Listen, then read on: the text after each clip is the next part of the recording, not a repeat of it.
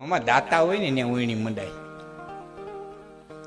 દાતા હોય ને દંતાળના એની દાતા કહેવાય, ધન વાપરે ને એની દાતા કહેવાય.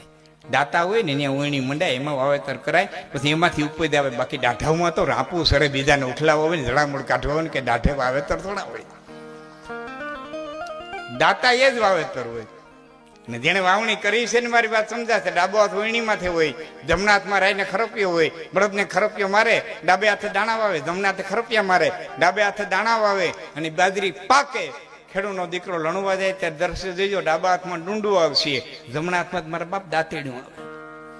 તો જે હાથે દાણા વાવ્યા એ હાથમાં દાંતેડ્યું દાણા આવે, અને જે હાથે બળદને ખરપિયા માર્યા એ હાથમાં દાંતેડ્યું આવે. આ હાથનું હાથ નથી ભોગવવું પડતું. આટલું સનાતન સત્ય કર્મનો સિદ્ધાંત આ જગતમાં. આમાં દાતા હોય ને ત્યાં ઉયણી મંડાય. દાતા હોય ને દંતાળના